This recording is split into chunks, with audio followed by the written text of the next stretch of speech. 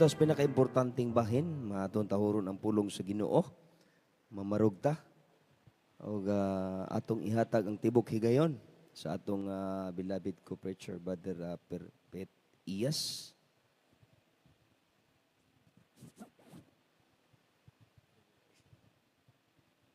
Amen. Praise the Lord. God bless you po, beloved co-preacher, Brother Tony Gahano. Tayo po ay manalangin sa ating mahal na Panginoon. O pagpala namin Ama Diyos, makapangyarihan sa lahat. Sa pangalan ni Jesus, narito po kami, taos puso nagpapasalamat. Taos puso nagpakumbaba sa pangunat dalangin ng aming mga magulang sa iyo, O Diyos, mahal na pastor, beloved children. Pagpalain mo ang bawat isa, mahal na Panginoon. Ikaw po magpala sa lahat ng mga kapatiran, sa iyong banal na salita, sa ganang akin, wala akong magagawa. Samahan po kami sa iyong kapangyarihan, mahal na Panginoon. At aming sinasaway, lahat ng mga gawa ng kaaway, mga pag-alinlangan. Sa pangalan ni Jesus, I bind power of darkness, I command to cast out doubts, unbelief. In the mighty name of Jesus. Amen. Praise the Lord. Everybody say, praise the Lord. The highest praise, glory, honor, power, majesty to our loving Savior, our dearest Jesus. And we give the double honor and respect to our beloved parents in the Lord. And always remember the cherished, blessed preaching and teaching to our dearly beloved, Honorable Evangelist, Pastor Wildy Estrada Almeida, and beloved Assistant Pastor Lina C. Almeida. Greetings to all beloved Almeida family at sa lahat ng mga andito. Kasama natin sa ating pagsamba sa gabing ito. Magandang gabi po sa ating mga kapatiran, baguhan, datihan, sa ating mga kamanggagawa, beloved co-workers, beloved co-preachers, ordained preachers, beloved instrumentalists, visitors, lahat ng mga webcast viewers, magandang gabi, lalo tigit sa lahat sa ating pinakamamahal na Panginoong Hesukristo. Everybody say, praise the Lord. Purihin ang pangalan ng ating mahal na Panginoon. Itoon po natin ating mga sarili, mga minamahal sa ating pag-aaral. Importante po, kahit sa maiksing oras, mayroon tayong matutunan at maiuwi natin ang kasigasigan, kagalakan sa ating mga puso at karunungan, kaalaman sa salita ng ating mahal na Panginoon. Everybody say, praise the Lord. Palakpakan po natin ang ating mahal na Panginoon. So ang ating topic, mga kapatid, fix your heart always on the Lord. So, ituon mo lagi ang iyong paningin sa Panginoon. So, ibig sabihin, huwag mong ihiwalay ang iyong mata sa ating mahal na Panginoon. Amen? Everybody say, praise the Lord. Titigan natin lagi ang ating dakilang Diyos, mga minamahal, para maiwasan ang aksidenteng manghihina ka, aksidenteng mahiwalay tayo sa gawain ng Diyos, aksidenteng matitisod tayo, mga minamahal. So, mas mainam na palagi tayong nakatingin, mas mainam na palagi tayong nakatitig. Ang ating mga mata ay laging nasa ating mahal na Panginoong Hesukristo.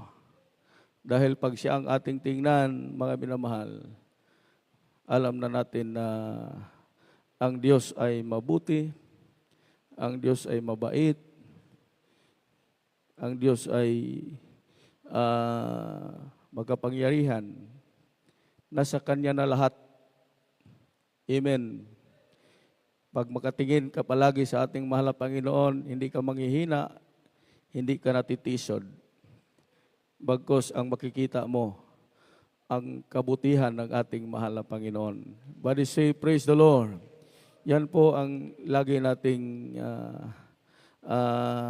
sinisikap dahil ayaw nating malayo, ayaw nating mawala sa paglilingkod sa ating mahal na Panginoon. Everybody say, praise the Lord. Fix your eyes always unto the Lord, mga kapatid. Ating basahin, mga minamahal, dito po sa libro ng Juan 14:6. At ihanda po ang Proverbio 14:12. The Gospel according to St. John, chapter 14, verse 6. Jesus saith unto him, I am the way, the truth, and the life. No man cometh unto the Father but by me. From the book of Proverbs, chapter 14, verse 12. There is a way which seemeth right unto a man, but the end thereof are the ways of death. Amen. Dito po sa aklat ng Juan, Kapitulo 14, talatay 6. Sinabi sa kanya ni Jesus, Ako ang daan, at ang katotohanan, at ang buhay. Sino man na hindi makaparoon sa Ama, kundi sa pamamagitan ko. Dito po sa aklat ng mga Kawikaan, Kapitulo 14, talatay 12. May daan na tila matuwid sa isang tao, ngunit ang dulo niyon ay mga daan ng kamatayan. Palakpakan po natin ang ating mahal na Panginoon. Kaya po mga minamahal, palaging pinaalala sa bawat isa sa atin na palagi nating titigan ang ating dakilang Diyos. Sa aksidente sa daan, mga minamahal, maraming rason sa maliban na sila'y mabilis magpatakbo,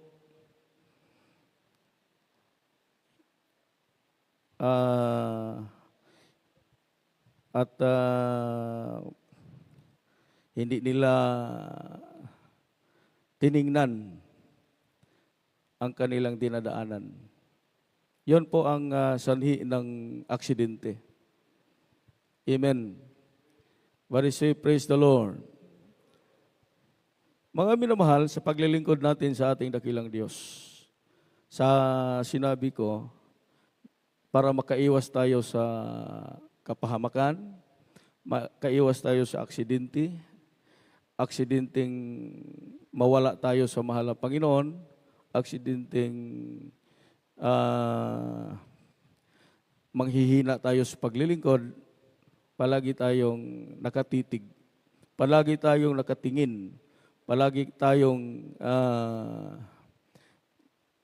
kung sa Bisaya, tanaw na to kanunay ang Ginoo. Amen. Para maiwasan na tayo po'y maligaw sa ibang landas. Amen. Dahil dito, mga minamahal, may ibang landas na ang sabi ng Biblia, minsan, para sa tao, ito po ay matuwid. Amen. Landas na tila matuwid sa isang tao. Ngunit, ang dulo niyaon ay kamatayan, mga minamahal. So, ibig sabihin, mga kapatid, dapat nating bantayan, baka maligaw po tayo. Dahil itong landas na ito, mga minamahal, landas ng dyablo. Nakipagkompetensya siya sa landas ng Panginoon para iligaw ang mga anak ng Diyos. Na ngayon ay mas marami ang mga taong dumaan sa landas na yan. Amen po ba? Palakpakan po natin ang ating mahal na Panginoon. Totoo po mga minamahal, maraming nag-uusig sa atin, nagsasabi na napakahirap daw ang ating paglilingkod. Lagpas na daw tayo sa langit. Grabe ng sakripisyo ang ating ginagawa. itong pagsamba natin ng overnight, hindi nila mapapantayan. Amen. What is say, praise the Lord. Sa araw ng pagsamba, sa araw ng linggo, mga minamahal, hindi nila mapapantayan. Isang araw, ginugugol natin para sa ating dakilang Diyos. Samantalang sila, mga minamahal, okay na sa kanila, isang oras, ilang segundo, ang kanilang ginugugol sa Panginoon. Amen? Kung ikumpara sa atin, mga minamahal, sa ating paglilingkod, napakaraming bawal. Amen. Kung ikumpara sa kanila, mga minamahal, okay lang lahat. Walang ipinagbawal, mga kapatid. Kaya, sila magsabi sa atin na lalagpas na daw tayo sa langit sa ating grabing sakripisyo. Dahil tinuturo sa ating mga magulang sa mga na Panginoon ang paglilingkod na panglangit. Amen? What is say, praise the Lord. Ang daan na sinasabi na ang dulo nito ay kamatayan, yun pong paglilingkod na simple lang. Walang bawal, mga kapatid. Okay lahat. Mga minamahal. Pero dito sa Jesus Miracle Crusade, mga kapatid, ang ating daang tinatahak, ang ating dinadaanan, medyo lubak-lubak. Amen. Palakpakan po natin ang ating mahal na Panginoon. Sa paglilingkod natin, hindi puro rosas. May mga pagsubok na dumating sa buhay natin. May mga bagay na dapat nating iwasan. May mga bagay na dapat nating iwanan. Mga minamahal, yan pong bagay na hindi nakakalugod sa paningin ng ating mahal na Panginoon. Palakpakan po natin ang ating dakilang Diyos. What is say, praise the Lord. Ang daan, mga minamahal, na dinadaanan ng marami, yung ispaltadong daan na tila mabuti, na tila matuwid. Palagi silang nagkukumpiyansa, nagkakampante sa kanilang sarili, kinibitang maayo ang agianan igsoon.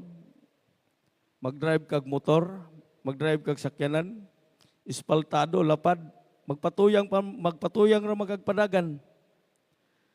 Makalimot ka ba nga, first time panimong ning agian ng dalana. Wa ka kahibaos, unahan ay putol, nga taytayan, nay paliko, mga kaigsunan, bigla kang madisgrasya, bigla kang mapahamak. Iyon ang sitwasyon sa buhay natin noon. Sa dati nating kinagis ng relihiyon. Amen? Nagpatuyang ta sa atong kaugalingon, kay pasaligan man sa ta, nga maluwas. Amen? Sayon ra kaayo ang kaluwasan.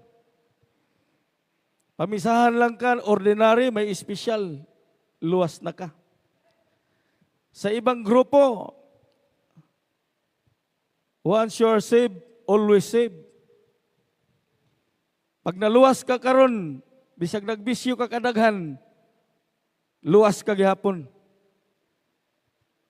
Pero dito, mga minamahal, work out your own salvation with fear and trembling.